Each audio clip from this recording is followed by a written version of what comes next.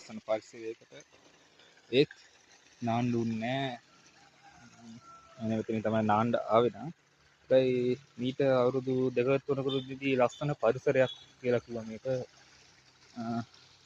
ලස්සනට තියෙනවා ඒත් රෙදි හොදලා යන්න විතරයි වුණේ. මොනකට හොදලා අපි යනවා දැන්.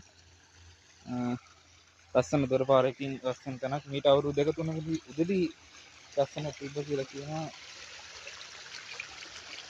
මේක ලස්සන වතුර පාරක් එනවා සීතල ප්‍රදේශයක ලස්සන වතුර පාරක්.